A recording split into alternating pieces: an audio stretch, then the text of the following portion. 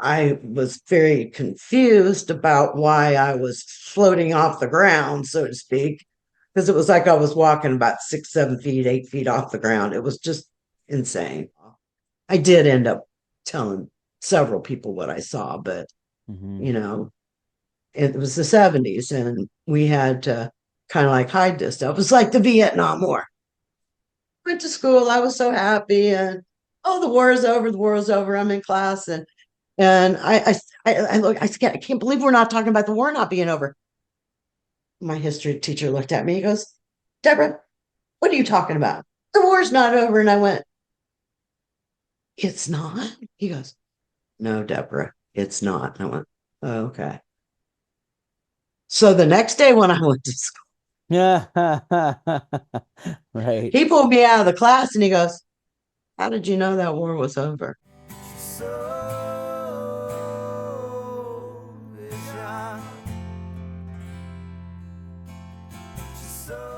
I want to welcome everybody back to another episode of The Soul Inspired. Today we have Debra Yates with us. She is a near-death experiencer. She's also had some spiritual experiences and all kinds of other stuff as we were talking before we started the show. So I want to say thank you so much, Debra, for coming on today and having this chat with us. Thank you, Joe. Appreciate it. Glad to be here. I usually I start most of the shows, almost all of them, the same way, and it's really to look at if you were to look at your life in a whole, and if you were to look at if we look at the first experience, because I think you said you've had multiple near-death experiences, but that first main experience that you had. So we start from there and we go backwards to your childhood. Okay, so from that part, and I know it could be a little bit of length of time. I'm just trying to get an idea of who you were before your first main experience happened. And maybe it wasn't a near-death experience, but trying to get the idea of who you were before all this started to happen, like what kind of childhood you had, just a little information about yourself. Okay. Actually, my birth was probably pretty traumatic. Um, I was born in the 50s, and I was born about 6, 7 weeks early, and I was very tiny and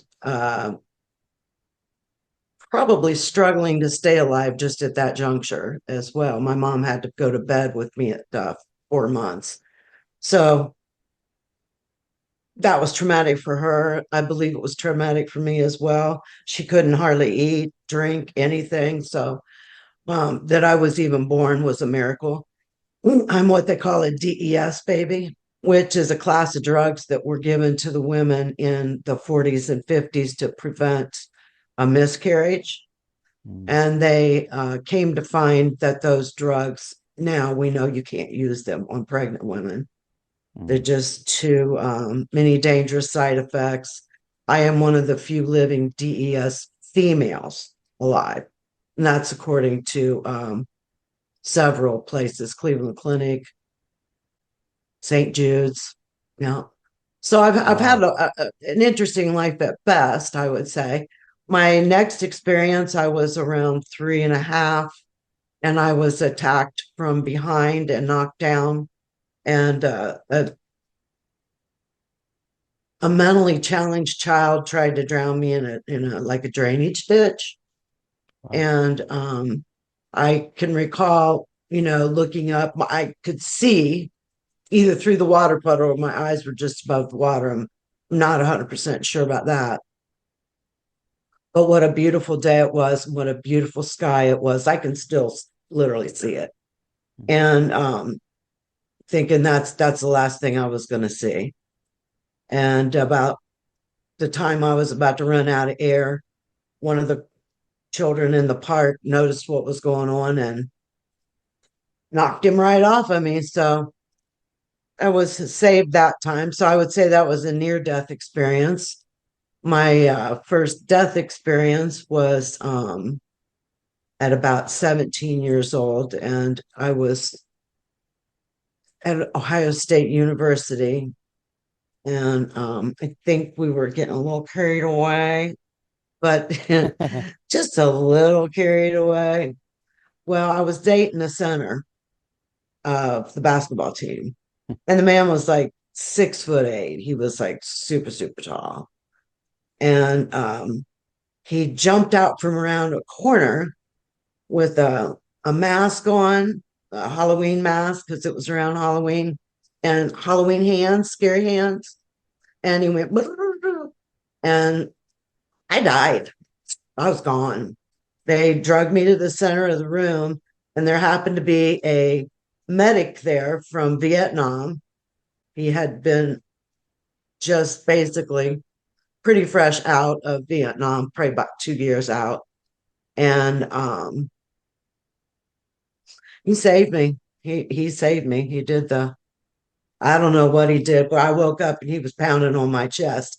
And the experience I did have, I was out of body for sure. And watching the situation happen. And I didn't even know it was like my dumb butt on the floor at first. And then he moved and I seen it was myself. And I'm going, I was very confused about why I was floating off the ground, so to speak, because it was like I was walking about 6, 7 feet, 8 feet off the ground. It was just insane. And then when I woke up, I just looked at him and I said, "What are you doing to me?" My chest was so bruised, I can't even tell you. But he saved my life. Hmm. And um, it was just crazy. It was one of those crazy type experiences that, I always knew that I was somewhat maybe different than my friends. I had figured out probably around the age of 8 that I saw spirits, and I quickly learned that everybody didn't see spirits. So you kind of keep your mouth shut and, just do whatever it is you think you're supposed to do with that, which my mind was nothing. I did go to my pastor and asked him, and he said that that wasn't godly Hmm. and scared the crap out of me. And I for sure clammed up for the next 10 years. I mean, there was a couple people that knew because we could spot each other. I think we see each other. Um, Spiritualists can see each other. Right. And I had one very close friend that we're still that way today. There's actually two of my peeps that were like that. We know when the other's in trouble. We know. Mm-hmm. And we're all in the three corners of the world. So, you just call them and they go, "Well, I'm not even asking how you knew about I was in trouble." Or they'll call and go, "Is everything okay?" "Yeah, everything's okay." And then by the end of the conversation, they know what's wrong. So Right. we Right. we we we can still do that, and that to me has been an amazing gift that young. I met both of them when I was in my teens, so it helped me through life. We helped each other. None of us does it for a living, so to speak. My connection, my spiritual connection, I can't do that. Not that I can't see for people, but I can't do it for a living. I mean, I just can't. I'm not allowed, which Mm. is fine. I don't want to. Right. Let Teresa Caputo do all that, okay? Right. Yeah. Because it's you spend your life like that. And I've also spent my life trying to get rid of it Mhm. sometimes. I mean, I prayed and prayed and prayed, literally on my knees, begging God, please take this away from me. Wow. What am I supposed to do with this information? And there's nothing I can do with this information. Like I saw the shuttle blow up about a week before it happened. And,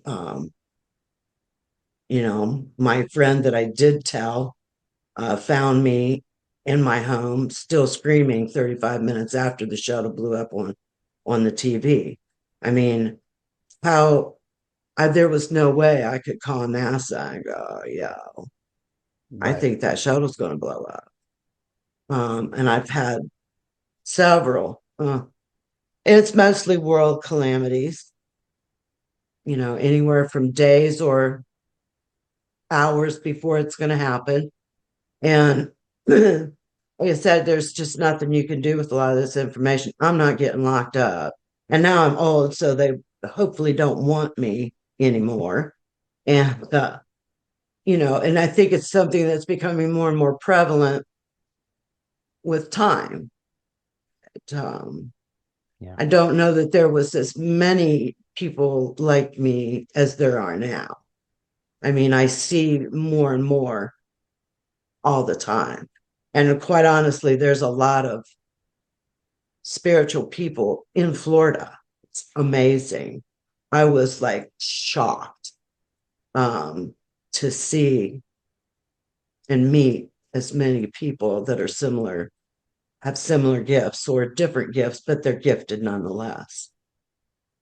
And then I was electrocuted in a pool in, I think it was 81. It was either 80 or 81. I'm thinking it was 81. In Dallas, Texas, I was doing laps. I was an avid swimmer. I'd been on swim team, dive team, and as a youth, Hmm. and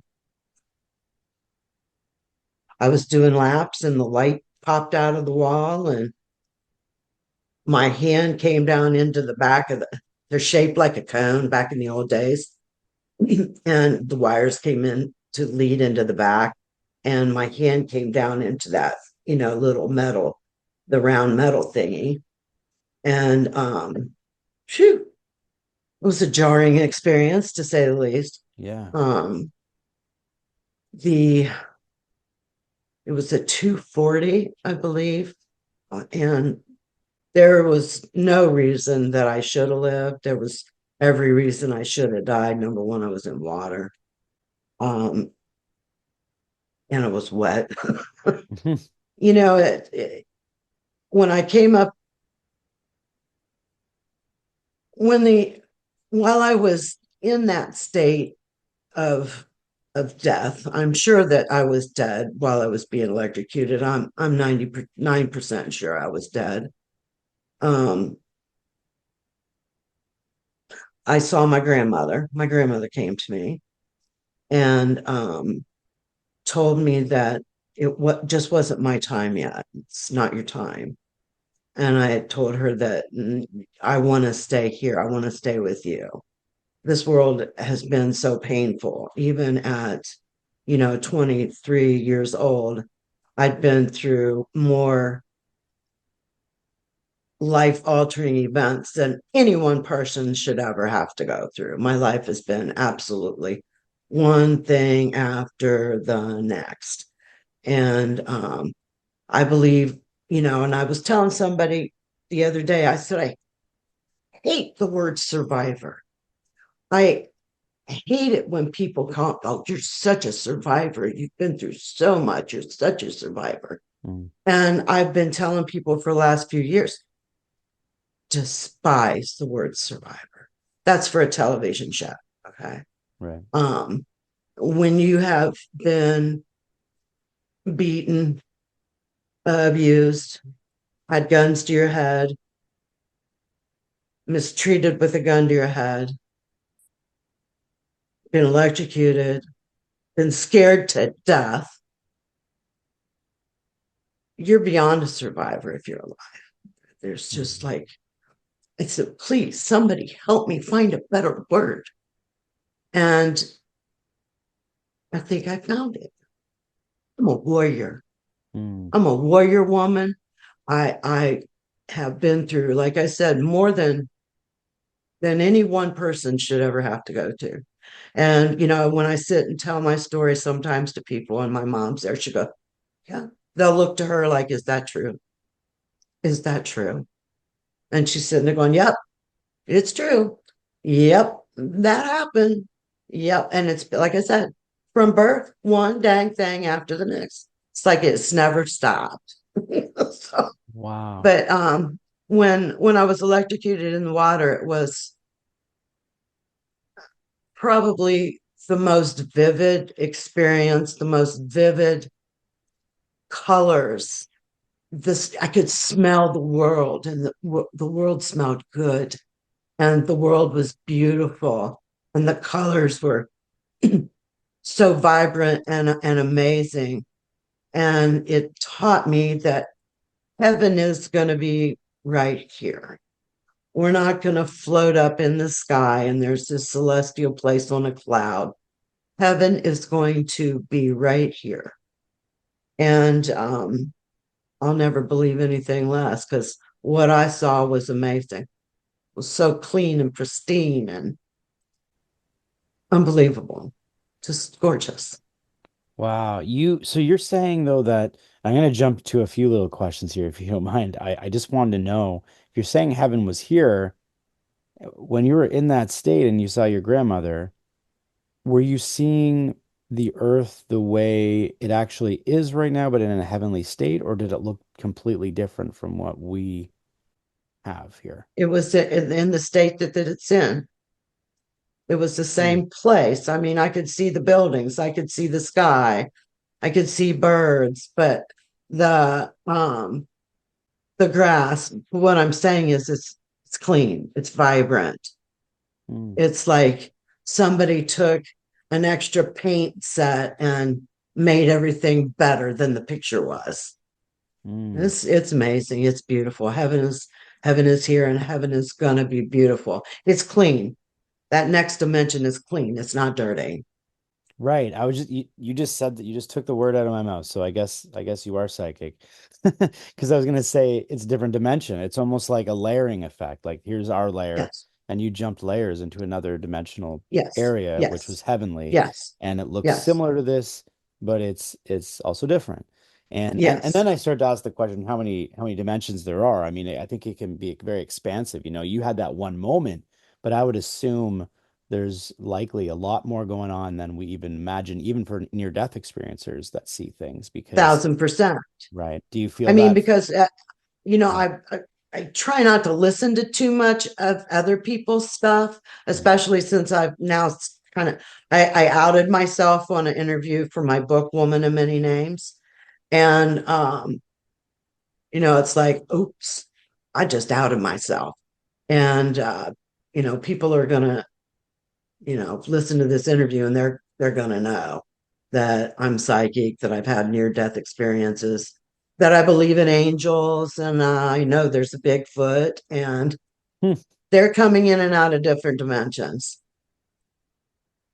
And they may be in alien ships too. I don't know, because a lot of us psychic people have many experiences with, I hate to say aliens because I don't know that I've met any aliens. I probably have, but I sure have seen their ships. And I've had two over me, one in 1968 in Lexington, Ohio. We were going to my brother's baseball practice, and we had one over top of us, and we were stopped. And by the time we got to town, my brother had missed his practice. So I don't know what happened. I Mm, don't know what happened. hmm. My next experience was in an orchard, have at a camping outing, and I'm not one for sleeping on the ground, so I had a big old mattress in the back of my truck, and I was sleeping in the back of the truck, and my boyfriend was asleep, and I'm just laying there, and I've got a spaceship right above me. And somehow or another, I went to sleep. Wow. I don't know. I don't know what happened. I really don't. I'm not going to make something up. I'm just going to tell you. I woke up and wondered how it was I could go to sleep with spaceship above me. Hmm. The first one was huge, by the way. Yeah. Huge. I would say it was mm, probably 50 feet around. The second one I would say was 25, 30 feet around. It wasn't as big as the first one I saw. Hmm. But you And I have have seen seen, them, And if you look at what's Yes. going on right now, there's a lot going on around the whole UFO ET thing. It's just become more of, even with like government officials and Well, actual, they're going to have to admit it sooner or later. yeah. We're not lying. We're not making this crap up, okay? Because why would you want, I know there's a few people out there that, just don't believe anything at all, that think that I was just as a nut job. Yeah. Um, I will admit everybody's got problems and I do as well, but I am not a nut job. And you know, I've I've worked for powerful people. I've met very powerful people. They all love me and haven't accused me of lying about any of it. And you just it's happening with so much more regularity. I've seen other ships, things moving in the sky, and I'm sure that they are. I've seen a lot of action up there that I believe has to be ships moving somewhere. Sometimes I've wondered, is it the angels that are in the ships? Because, they got to get here somehow. I don't think they're getting here by osmosis or, you know, maybe they can. I mean, I don't know, but Yeah. maybe they're angels in those ships. What We don't what know. I've found really fascinating, because I've listened to a lot of this stuff and how they say, you know, they're not even necessarily coming from another planet. These are dimensional vehicles that could be, and with everything going on in the world now, and we're getting to this place in humankind where we got to kind of switch things up and go more towards love and more towards these, taking care of one another. And if we don't, I do believe personally, this is what's from me, I feel there are uh, powers that be that are out there that'll, even though they're not supposed to interfere, there might be some things that can't happen that we're not allowed to do to ourselves. And I think in those cases, these things start to show up. And that's why I think we're seeing it more. And if it is going to come out, I don't think we're very far away from finding out more, because it just seems to be. I mean, this isn't even me talking. You can YouTube search anything and it'll, you can see a lot going on, a lot of activity around it. So I'm not here to, I Yes. have no speculation about whether something's fake. In fact, I've always had a belief, but when I was a kid, I seen something that I felt was UFO like, but I've never talked about it on the show, but I wasn't against it. I always, you know.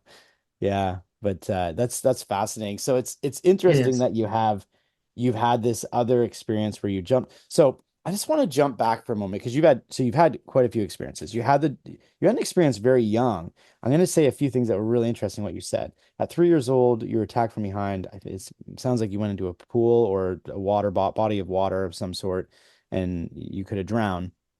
And you said you looked up at the sky and you could see the sky, and you had this feeling or thought of, oh, it's that's it for me, kind of thing.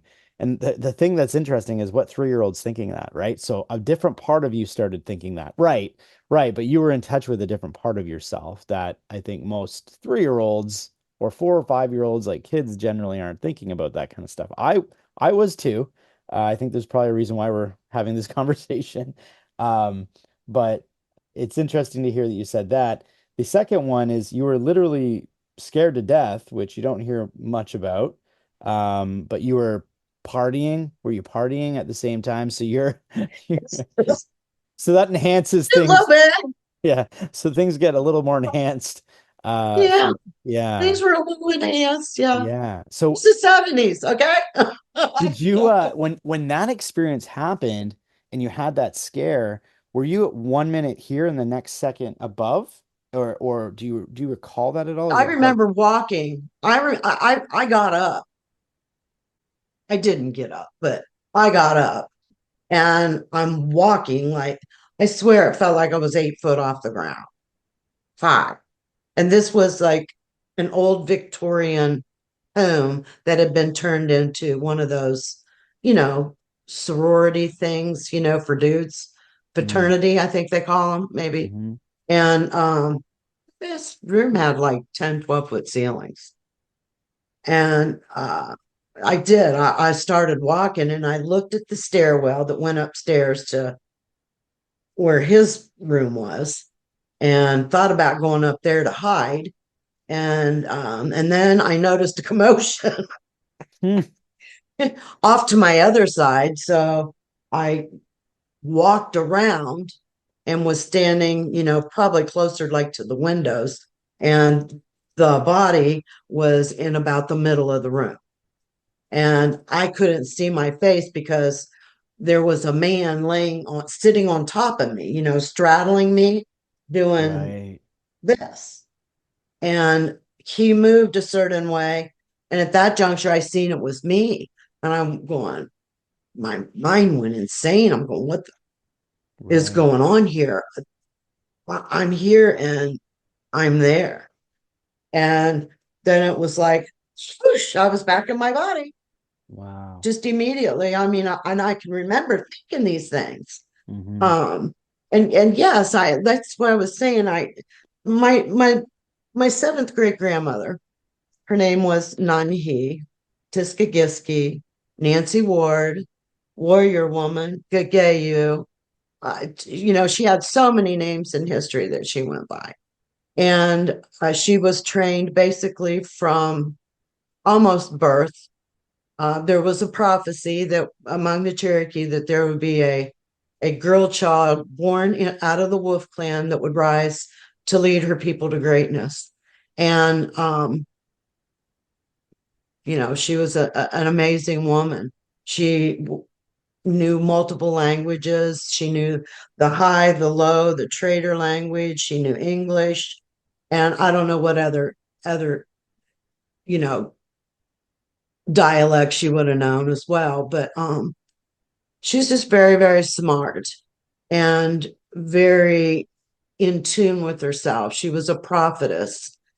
She knew things. She just knew things, and call we call it the knowing. You just know. And I've got tons of cousins that are like me. Mm. We're so similar in so many ways. We damn near all got the same eyes as well. And just, I think the Native Americans were really, really, really in touch with nature and in touch with the creator in ways that white people just didn't understand. Mm. And I personally think it was beautiful. Um, but I guess I would. I mean, I'm only like 12% Native American, indigenous. We'll call it indigenous because I've got both Eastern and Western type band type stuff. And I just think we're more in tune, we're more accepting of, being spirit led, being spirit directed, and hearing spirits, be they God, be they angels, be they guides. I believe all this stuff. I truly do. I am a Christian. I was I was baptized at like 6.5, 7 into the Baptist faith. I was the youngest person ever baptized. I wanted to be baptized at like 5.5, 6. And they said, no, no, no, no, you're too young. You're just too young. And I asked again. I told my pastor, I went up and gave my life to Christ, and I said, I need to be baptized. And so he finally ended up getting hold of like the Baptist Association. 3 other Baptist ministers came to my house and questioned me for what seemed to me like hours. I don't know how many hours they questioned me. But at the end of that, they looked at my pastor and said, baptize her. She needs to be baptized. She's of the age of accountability. I knew things I never should have known. Mm. I just instinctively knew too much for them to ignore and enough to scare them Mm. into knowing that I knew what I was talking about, even at 6 years old, 6.5. So before I was 7, I was baptized into the Baptist faith, and I was the youngest person ever to be baptized into the Baptist faith in the 60s. Hmm. Wow. So I think Yeah. you're we're born this way. Hmm. However it is that we get this way, we're born this way. I think you can hone your talents. I think there's a lot of people out there that do hone their talents. I've never worked at honing anything. I don't want any more than what he sees fit to show me. And like I said, a lot of it is, and I don't know if he shows me so that I know he's real. Sometimes I think that that's why he shows me these things. And I like only tell one, maybe two people tops, because it, a lot of it bothers me. The shuttle, I mean, I was a mess for months. Yeah. I mean, I screamed till I had no voice because I was just that upset about it. Hmm. Um, I knew President Reagan was dead and we were in the Everglades. He died. They won't admit that too much, but there is some leakage out now that he literally did die that day. I Hmm. don't think he was dead very long, but he did. He did see the other side that day. Hmm. And I was in the middle of the Everglades. In the 70s, there was no reception in the Everglades. We Right. didn't have cell phones, none of that kind of stuff. Well, my daddy had one, but he was important. But and it was in a briefcase. They weren't like what we got today, this Right. big. Yeah. So, when you see these things, it's scary. It's scary. Because I'm not calling NASA and going, hey, yo, they what would they do to me? Yeah. What Yeah. would they do to me? So I mean, I feel confident enough now. I'm almost 70 years old, so I feel confident enough now that I'm not worried about ending up in a loony bin, because back in the day, there was a lot of us in loony bins because they thought we were cray cray. Hmm. No, we're just different. That's all. We're just a little bit different. And I believe everybody has it in their brain somewhere. Hmm. It's just if it gets unlocked, turned on, so to speak, I guess. I don't know. I think it's Sometimes I don't. I think there's more people with it turning on. I think that it's happening, but at the same time, you mentioned cell phones and you mentioned these things. Like, these things are very distractive. They distract us from being in touch with nature. You mentioned a lot of things there. I mean, the indigenous were more in touch with nature. They're the first ones that also admit that UFOs exist and all these things. Like they've been aware of them forever. They almost laugh at it. They're on the cave Yeah, drawings. They're right. in the Egyptian tombs. Why not? Right. And there's some funky looking characters drawn on those things too. That's right. I mean, Yeah. Yeah. honestly, and some of them do resemble Bigfoot and the legend of Sasquatch, or whoever you want to call him. And Mhm. I've seen him. And I worked some with Arthur Bohannon. Dr. Arthur Bohannon they call him Dr. Bones. He started the graveyards all around the world where they put bodies like on top of the ground, buried under the ground. They check them to see what bugs are growing and at what stage and what time in the death frame that this bug grows and that bug grows. And he worked on the Challenger. He worked at 9/11, Oklahoma City. He goes to these god awful places and finds bodies, Mm. and he can find bodies as well. Um, Say you think there's a cemetery over yonder, an old graveyard or something, but there's no markers. He can walk that area and find bodies Mm. with his equipment. Yeah. And it's almost like the water deal where, people, the sticks will come together where there's water and where to drill for water. Can't think of the name of it right now, but it works kind of something like that. And I've had the pleasure of knowing him now for about 6 years and actually getting to work with him. And, you know, uh, I took him to where the area where I believed that Nancy had first been buried. And he did find it. And I was right about where it was. And found a couple other bodies. And then me and my two of my cousins went back and we found all kinds of bodies. So, but he just worked a couple. We went back and my cousin's able to do that. She does it better when I'm with her. Now, I can't do that, but I Hmm. can talk to them. So we made a pretty good duo. And yeah, his stuff is true. And Yeah. he came up with a theory, because he didn't know I'd seen Bigfoot. And we was just at the hotel and a bunch of us sitting around talking. And I looked at him and I said, okay, Doc. I said, what about Bigfoot? He goes, oh, you've seen him. And I went, yeah, I've seen him. And he goes, dimensions. They're walking in and out of different dimensions. That's why we can't find them. Mm.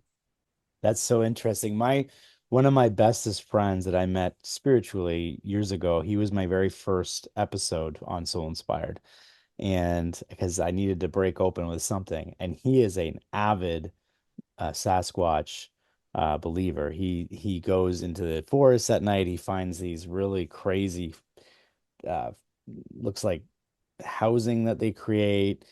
He's Yeah. and yet and he's such a easygoing, down to earth guy. But he is very much a strong believer in it. And What's true? yeah, and I think I think you were talking about those copper rods. That's what you're talking about. They're like little Yeah, rods yeah, that, yeah, yeah, yeah. right? Some people use those for spiritual Gazing. Hey, communications. yeah, I can't remember what the word Yeah. is for it. Yeah, but that's interesting. Yeah, yeah, yeah, yeah, yeah. Wow. He does it with a what looks like a dome, like a light, Mm-hmm. and with the crystals up in it, Okay. and that thing will just go wild when it hits a body, just Yeah. Dowsing circles rods. D around, and he dowsing rods. That's dowsing what they're rods. called. That's it, That's what they're and called. he can tell if it's a male or a female Oh, wow. That's wild. Yeah. by the way it moves. Yeah. He can tell if it's a young spirit, old spirit, if it was a body that was there and has been moved. Mm-hmm. Because he says the bodies leak out their electrical stuff into the ground Mm-hmm. when you die there. Right. You leave like a footprint, an imprint. It all makes sense. It all made Mm-hmm. sense. I went, you got it. It's bingo. That's got to be it. Because mine disappeared in front of my eyes. He's gone. Once You're he knew I seen him, he just disappeared. right. Literally disappeared. And I'm going, oh, scared me half to death. I put my car in a ditch because I was driving and I seen Oh, him off to the side of the road. I wasn't going fast because I slowed down to watch the big, tall, hairy man in a ape suit right. walking through the middle of a cornfield that had Yeah. already been cut off, And he literally just disappeared. But I mean, I look got at out of that car because it was stuck, ran back to my girlfriend's house, and she goes, "What is wrong with you?" I said, I saw something." mm-hmm. She goes, "What did you see?" And I said, "You don't want to know." She goes, "Well, I really need to know because my dogs are going nuts. And they've been barking like this for the last 15 minutes." Yeah. It looked like a man in a gorilla suit. That's all I can tell you. It's long and hairy. We weren't talking about Bigfoot in 1974 and 75. We just weren't. Right. We weren't. But it was being seen because there was movies like Harry and the Hendersons being made. There's all these different movies that were made in the 80s, I believe. I think it was the 80s. Yeah, the 80s they started to Yeah, kind I of bring think out. so. Yeah. I Yeah. knew about the Yeti. I did know about the Okay. abominable snowman because there was cartoons about it, but Right. not the brown hairy guy. Right. Yeah. I didn't know nothing about him. Wow.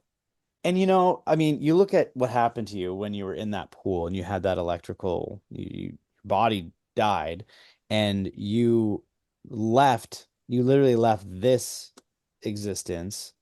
Um, and went to this other existence. So if you went from this existence to another existence, how, how odd would it? I mean, it doesn't make, to me, I don't see why an entity from a different dimension couldn't come down to ours. Now, from what I've Right. gotten from a lot of the near-death experiencers, I'm really gaining a lot of insight talking to different people, is that the vibration we have here is so low and dense. It's so difficult that number one, I don't think the higher energies want to even kind of be associated in this end of town. But at the same time, I don't believe it's that easy to do for a lot of it.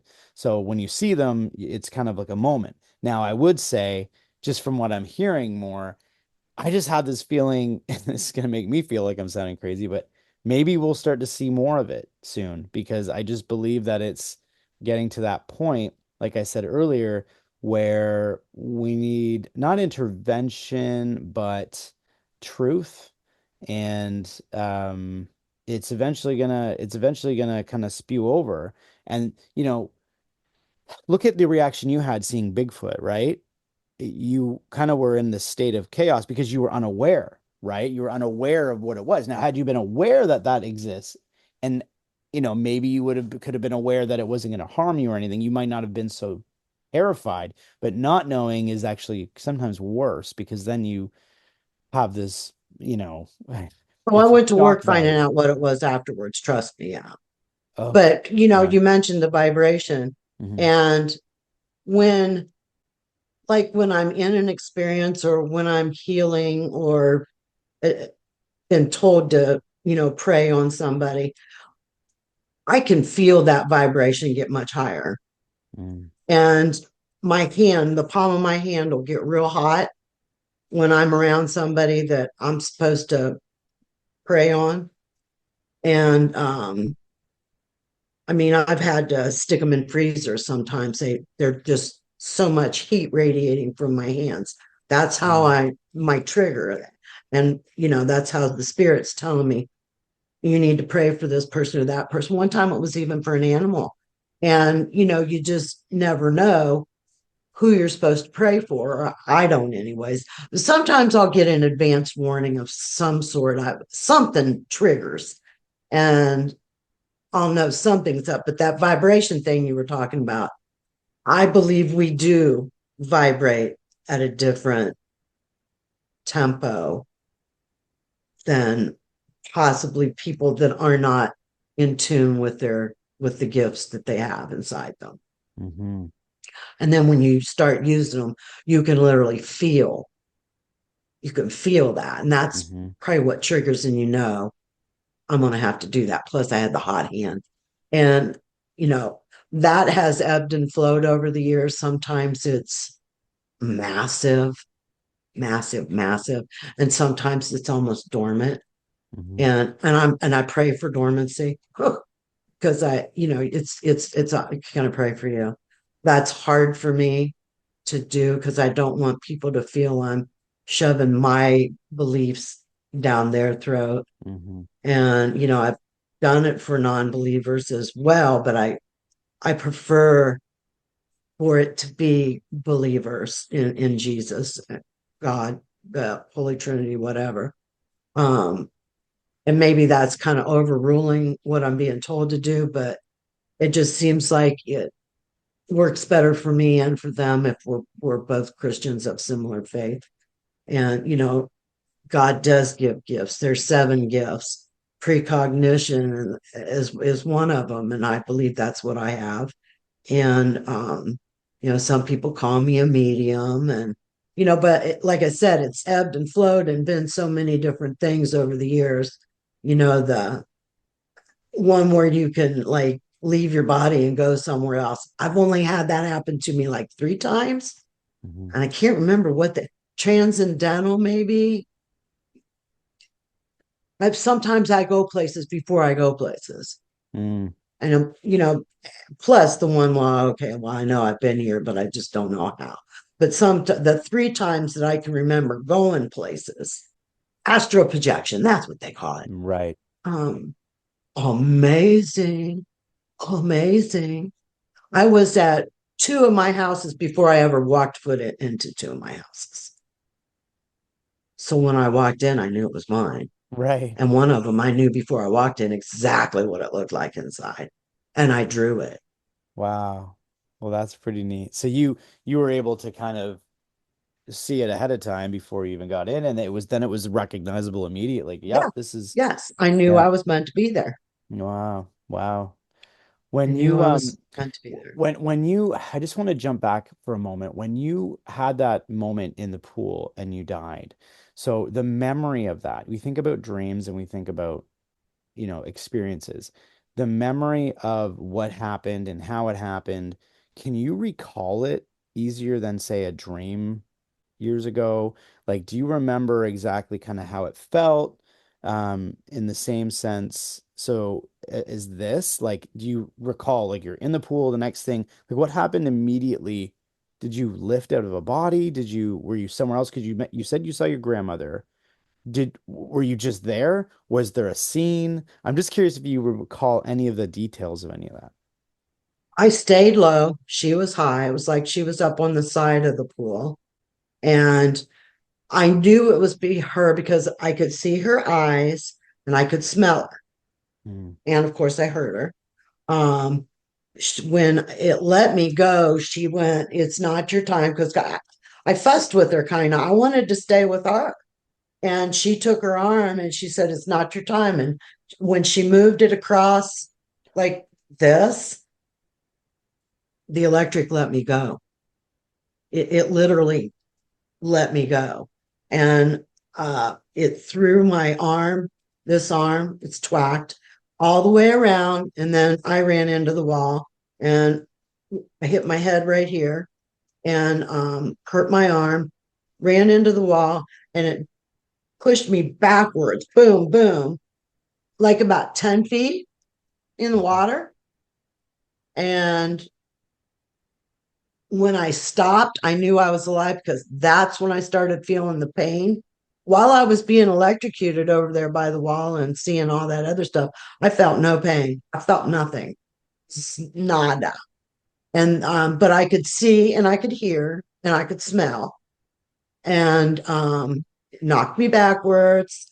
I realized I was alive, and then I needed to get out of the water because the light was dancing in the water and it was smoking, going zzz, zzz, zzz, zzz, zzz. And I'm thinking it's going to go live any second. So I'm going towards the ladder. I get almost to the ladder, and it's like I heard somebody say, "Don't touch the ladder." So I swam off to the side of the ladder and threw myself up on the side of the pool, flattened up like a board, literally, and inched my way out. Just Wow. like, then I got up off the ground and I hollered at the man that was laying asleep over there, but he had headphones on listening to music and was asleep. He didn't hear nothing. So I got up, hollered at him. I ran to the fence that went around the pool. It was in an apartment complex in Plano, Texas. And I laid my hands on that iron gate, on that iron fence, and my body just started shaking, shake, shake, shake, shake, shake, shake, shake, till that fence was shaking all the way around. And I don't know how long I stood there like that. And there had been two little girls roller skating uh, in like a common area where it was like, concrete, and they had went and got somebody because they heard this lady talking in a foreign language in the pool. Wow. And there was the light was zzz. So anyways, the ambulance people come and get me. They literally had to pry my hands off that metal fencing, literally pry them. Yeah, I mean, I had marks for weeks on my hands. And what happened was uh, I was burnt here and here like this. And I had one burn mark on my left side of my foot. So I had a burn mark here and a burn mark on my left foot. And I broke out in bumps all over my whole body, little tiny bumps. It's like having goosebumps, Mm. only from head to toe goosebumps. They got me in the ambulance, took me to the hospital. The next thing I know, I've got doctors, nurses coming in, touching me. Just, they come in and, how you doing? Oh, okay. Well, I hurt. And then here comes the maintenance man for the hospital. Two of them. And they go, ma'am. I said, yeah. I said, can we touch you? And I said, why? Why do you? I said, well, I got a lot of people that have been coming in and touching me, and I don't understand why. And the nurse goes, because you should be dead. There's no reason you should be alive. You should be dead. Right. I went, I just stuck my arm out. Yeah. It Yeah. was like, okay, there you go. Because I mean, I knew it was serious. I just didn't know it was that serious. And, I didn't want to tell them anybody what I saw. I did end up telling several people what I saw, but, Hmm. you know, it was the 70s and we had to kind of like hide this stuff. It was like the Vietnam War. Went to school. I was so happy. And, oh, the war is over. The war is over. I'm in class. And I look, I can't believe we're not talking about the war not being over. My history teacher looked at me. He goes, Deborah, what are you talking about? The war's not over. And I went, it's not. He goes, no, Deborah, it's not. And I went, oh, okay. So the next day when I went to school, Yeah. Right. he pulled me out of the class and he goes, how did you know that war was over? Right. I said, Wow. I, I must have heard it on the radio. He goes, you heard it 24 hours in advance. How could that be? And I went, I have no idea.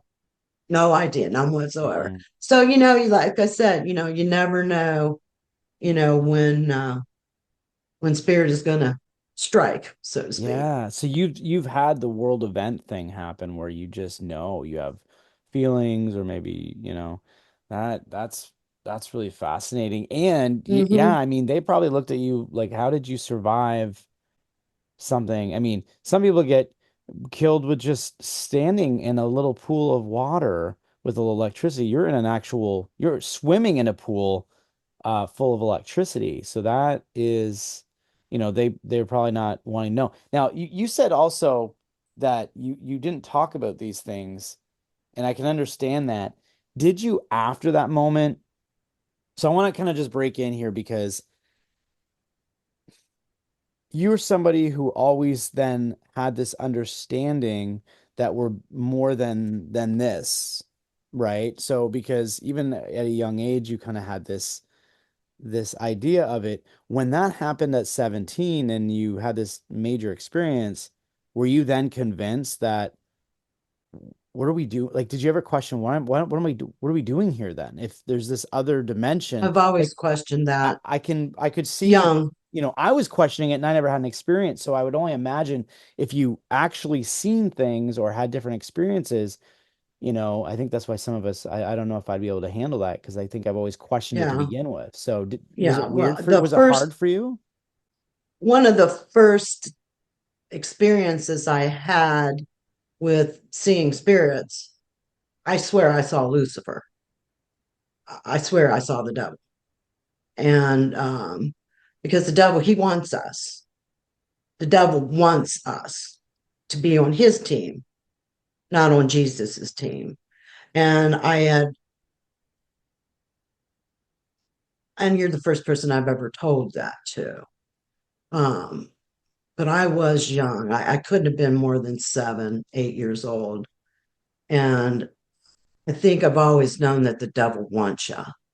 Um, we can trace our lineage back way far. And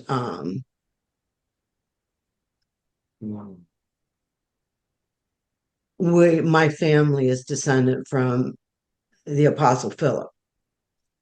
And I believe that maybe he wants those descendants even more than he may want other descendants because we were linked to Jesus.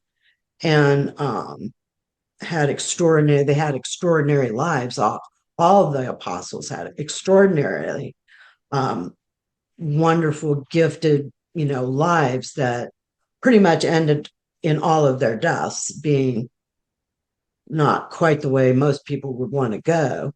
But, and there's a lot of people that don't believe in Jesus, but why do they fear him if they don't believe him?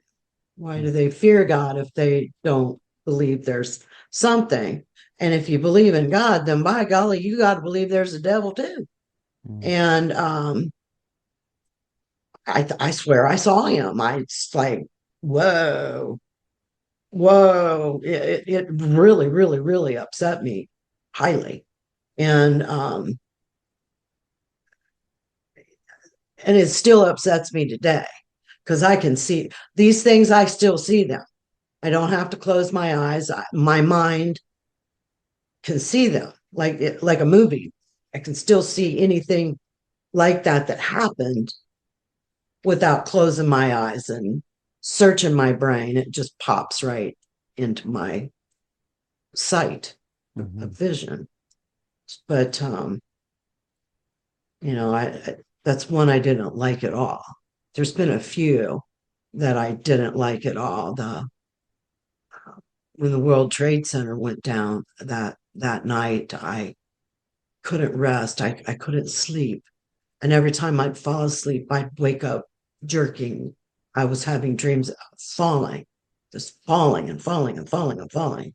And finally, I gave up and I got up probably about 5 o'clock in the morning. And, I was working for the president of the Ohio Senate at the time. And, um, I'm on my way to work and he calls me and he said, we're under attack and they're taking us somewhere, wherever it is that they take politicians when the world's going to shit, Mhm. um, underground somewhere. He says, I need you to go stay with my wife. I need you to be with my wife. And so I went to the house and hung with his wife all day until he got home. He said, do not leave her till I get home. So it was probably about 4:30, 5 o'clock in the afternoon. He came home under, a heavy escort. The house was guarded all day. We had cops sitting, at both ends of the property and sheriffs, I think they were. And I said, what do you want me to do with the men? He goes, I want you to keep them working. He says, keep them working. He says, we're not going to bow to this. Keep them working. I said, okay. So we stayed working, and then in the and then when we went into the house and started watching the TV, and you see all these people jumping out of the buildings, and all night long I'd done nothing but fall. I didn't link it up to anything until I'm watching people jumping out of the buildings Yeah. on live TV. It's like this is real. So that was the only setup I had for that one. Thank goodness. Um, but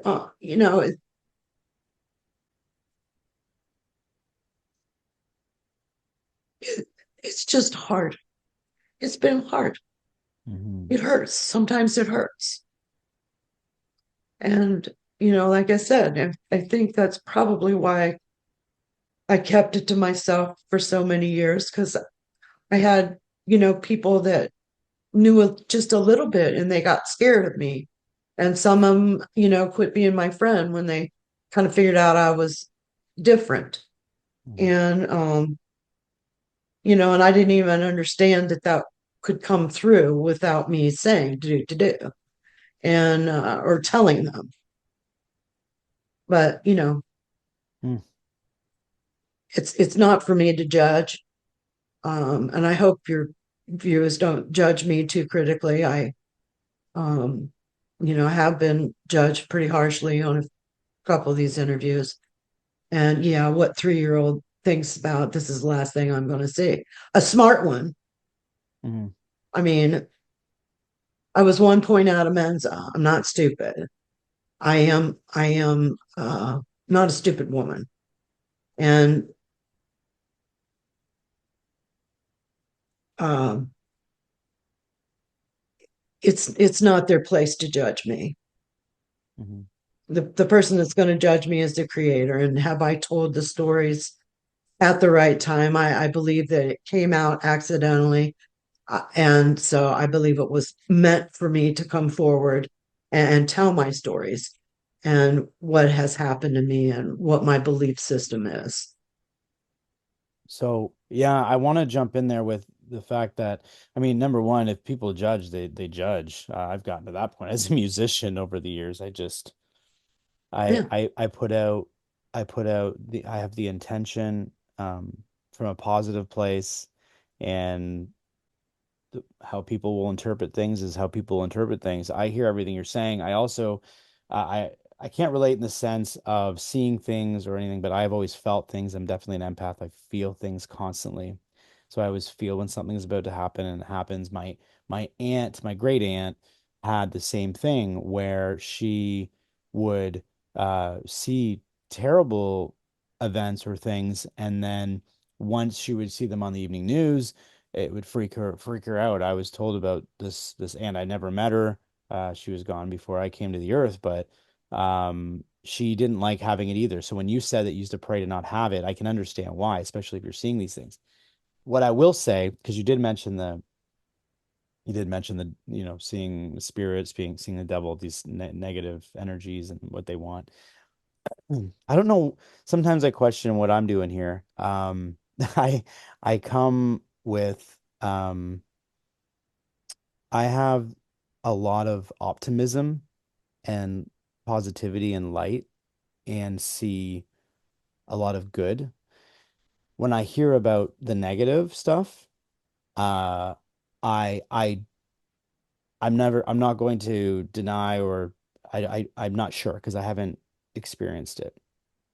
But what I will say from what I feel is, if it does exist, and if it is there, which it likely is, I also don't believe that we can just get sucked into that. I think we have choice and we can go towards light and positivity, and that's what we're supposed to do. But it's not to take away the bad things, because look at what we've dealt with even in our incarnations of the things we've seen.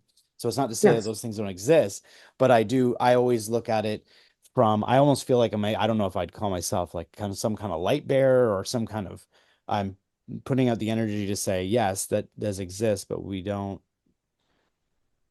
I don't want to fear it, because then I'm giving it energy. I guess that's where I'm at. I don't want to put it there. I don't want to put that fear of these things out there. Does it exist? Possibly. I don't know. Well, we should have a healthy dose of fear at about everything. I mean, um, it's like, if you're a musician and before you go on stage, if you're not just a little bit nervous, there's something wrong. Right, right. Do you know what I'm saying? It's kind of, I Yeah. think, kind of like that. And darling, you are exactly where you're supposed to be at the exact time you're supposed to be there. I'm telling these stories at the exact time that I was meant to tell them. I believe nothing happens without, the creator knew first. Hmm. He knows first what we're going to do. And, we've got, the ability, or you can say no if you want to, but why would you say no when you're inside, when your psyche's telling you, I need to be putting this out and reaching people to, so they're not as scared Hmm. when it really does come out, because they're being tuned, they're being primed for what's to come. And in the end of times, old women will dream and see things.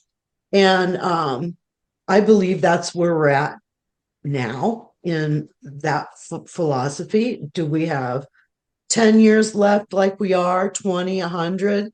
I don't know. Hmm. That I don't want to know. I know personally, I haven't been able to see anything past 2025, and I'm not sure why I can't see beyond 2025. There's could be many reasons. am I gone? Is that my time coming to an end? Or is it a time of change where there's just a complete shift Hmm. of everything?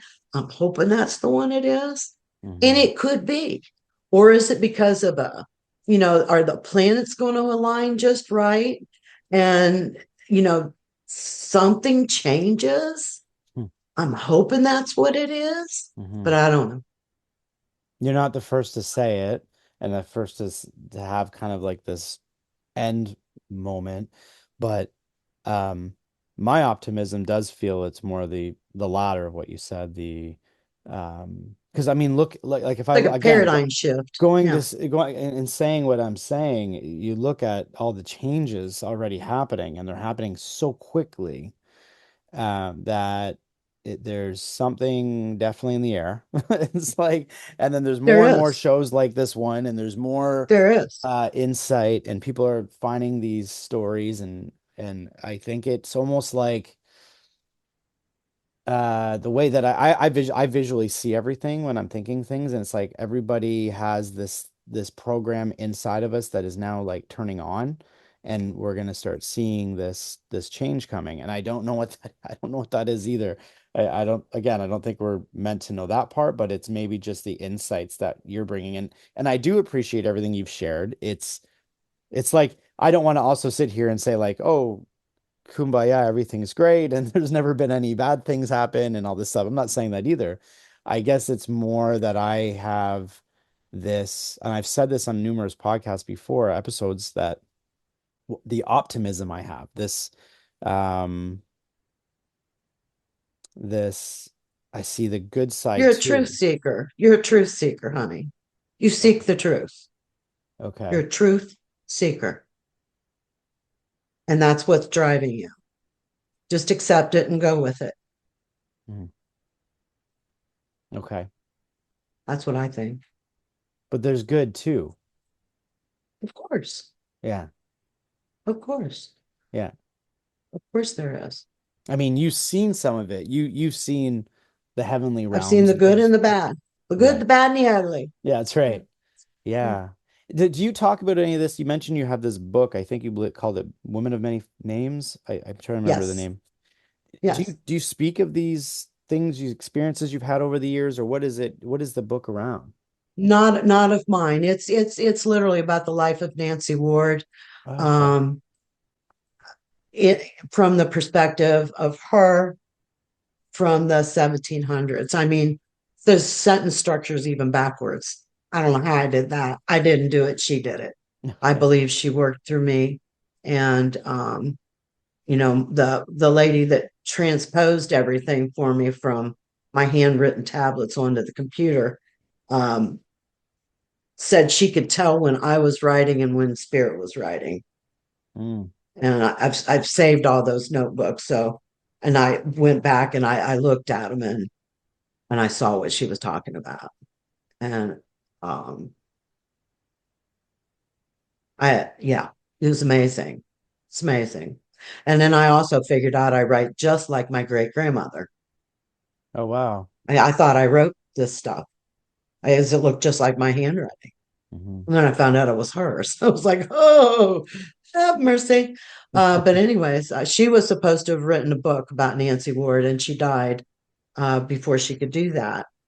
And when my grandfather gave me two things that belonged to Nancy Ward, one was a beautiful arrowhead, and the other was had been a ring.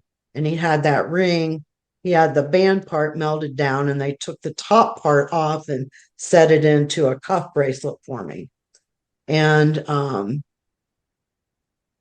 so I do literally have two pieces of jewel. I had the arrowhead made into a necklace, and I fashioned the puff that was made for a 12-year-old kid into a ring, and I do wear those when I speak uh, for Nancy. Um, but yeah, she had all those gifts as well. So I believe it's kind of like a blueprint to my family. Like I said, there's so many of us that it's just crazy. And most of us are gifted with knowledge that we really shouldn't have. And we call it the knowing. You just sometimes just know. Mm, wow. Just know. Whether it's, I think it's the spirits talk to you. They get in your ear. I've heard them multiple times. Hmm. Not a lot, but quite a few. I hear it's like they're standing there and talking. I can hear it this way, not in here. I hear it here. So, they have their own gifts as well. So from your right side, you have audit. Mostly my right side, yes. Mm, interesting. And that's Yeah. wow. So and then the book, I think it's behind you, right? Is that right? I'm Yes. seeing something now. Woman of many Um, names.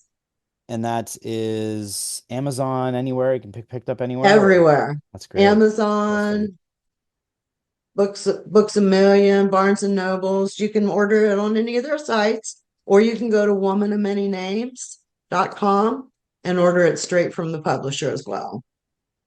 I was just going to ask if you have a website of any sorts that people can contact you. Is that the easiest way, or is it? You can look at Woman of Many Names on Facebooks and click on that site, and my publicist takes care of that site. I'm Okay. on Facebook as well. I don't think I'm that hard to find. Woman of many names. So it just sounds interesting. I love the art as well. I'm an artistic person, being a musician, so I love all Yeah, that. It looks it's really, beautiful. yeah, it's amazing. I've got a couple of them hanging behind me there. Yeah. I'm not sure which way to go. Yeah, no, I can see it all. That's beautiful. You There's a couple of them there. yeah, you've definitely lived an extraordinary life. Do you have a fear of death? Not like I did when I was younger. When I was little, I kind of worried about it some. Um, Like and worried I've about where never you thought, go or worried about the way no, you just worried die? about dying and leaving the Oh, people that you love, stuff like yeah. that. Yeah. Um, I don't want to die a painful death, stuff like that. I think everybody, kind of does that. Am I afraid to die? No, It's because I know where because I'm going to you go. know where you're going. Do you believe we still Yes, keep connected with the souls that we're yes, in yes, connection with? Okay. yes, So that makes thousand it a little bit percent. easier. They're Yeah. with us. Mm. They are with us, and Hmm. they can touch your soul. They can touch you. My dad pinched my butt. I know he did. Nice. I know it was him. I Yeah. thought it was my uncle, and I turned around and looked at my uncle. I went, "What'd you do that for?" He goes, "Do what?" I went, "You pinched my butt." He goes, "Oh, no, no, no, no, I did not." And I was on my way to bury my dad. So my dad pinched my butt. There's just no doubt.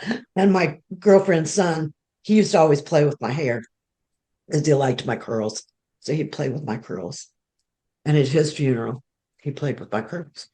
You could I feel could it. feel You him. could literally I feel could the feel it. Yeah. wow. Yeah. You know, I've heard about people feeling like air or just different things or smell, yeah, smell. I know when my grandmother smell. passed, I smelt her a few times Oh, and yeah. I Yeah. went, what is going on? It was like Yeah. this mix of She was there. cigarette smoke with perfume. Like it was like the, There you go. She I'm like, was there. yeah. Those are moments that you have to be like, Never forget. what is that? Right. So Yeah. I It's hard. always, I always ask about people if they have a fear of death, especially after they've had an experience, because I like to just to put it helps people put their mind at ease if they've lost someone, if they're, transitioning soon, like things like that. Like this is such a quick ride. It feels like such a It quick really ride. is. It is and it isn't. I I know, mean, like I especially if, said, yeah. yeah, I never thought I would live to be this old. If you'd have told me at 17, like right after that, I mean, I've had so many Close brushes and calls. close calls, and, Yeah. I've had full blown anaphylaxis twice. All Wow. my organs like were shutting down, and they were able to save me twice. And, I don't even talk about that as near death experiences, really, even though it is. I mean, you're in the Hmm. process of dying, but it's just been so much. Like I said, I don't know that I'm the typical. I've I guess I've had to leave this kind of life so I could experience maybe what Nancy Ward, the warrior that she was. I believe we've led parallel lives in different ways. you know, their lives, you woke up and you went to sleep, kind of in fight or flight mode back then. I mean, honestly, it was out to kill you back in the 16, 17, 1800s. Everything was out to kill you. Mhm. So, it's different. The Indians were living to be in their 70s, 80s, and 90s, and the Americans felt like really good if they lived to see 35. Right. Um, you just have to wonder what that disparaging was about. Were we just better at surviving there? We'd survived here for so long. That's kind of what I believe. Mhm. We were isolated from the world for so long. Um, and then when those things were introduced to our culture, it ravaged us. Like, I think that's why alcoholism is so deep, Mm. because we weren't drinkers, we were smokers. That's what we smoked, and we had the thing we called the black drink that gave us hallucinations and stuff for ceremonies and so on and so forth. So we had those kind of things, but we weren't drinkers.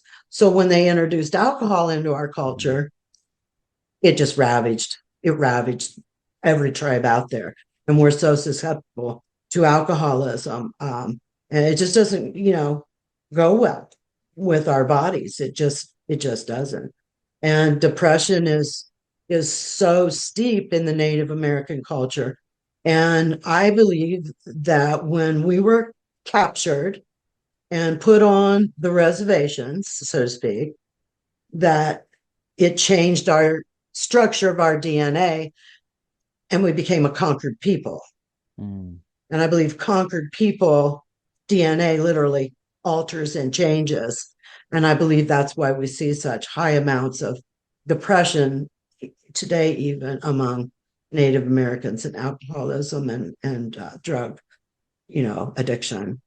It's just steep. We're only 5% of the population as well, Right. but it's like really Yeah. high. It's like that It's cell like memory stuff. It sticks around, right? it does a That's thousand the percent. yeah. Well, hopefully it can, we can keep because now it's interesting. So many people are now looking to the indigenous people for answers As well of they the should. world, because As well they we've should. because the Western world's really lost its way. It's like it's a lot of confusion going on, right? So I that'll agree. I think the next like I said, like the next 5, 10 years is gonna be very interesting to watch how things unfold because it's just um we just seem to be at this edge. We're at a precipice. We Yeah. are. We're at a Yeah. precipice. And so it's interesting to see how things are going to unfold. But this has been amazing. One of the last questions I ask everybody, I'm really interested in your answer on this one. Right away, just what comes from your heart. Why do you believe that we come here and incarnate? Why do you think just humankind come here? Why do we come here on this 3D? Well, like I said, I believe we're all children of Christ. I believe we come here to improve our souls. We come to learn, and we come to do. And we all have free will. It says right in the Bible, I'm going to give you free will. You can choose to believe or you can choose not to believe. And I think that my time through, I believe we sit down with the creator and we choose our life path. We choose what lessons we need to learn in our spirit to be better when we're all together again. Mm. Um, I believe I'm going to be a really great landscaper and on the other side, and be a very compassionate person, and patience. I think that was probably one of my life lessons I needed to learn. But it was like with, the religion that I knew at 6 years old and never read the Bible. It's like I knew plants and flowers and trees without ever studying them. And I was like a sponge, complete sponge when I did. It was like it just came so natural, Mm. that and let me tell you, horticulture and agriculture, oh my goodness gracious, there's six names for one plant, you know.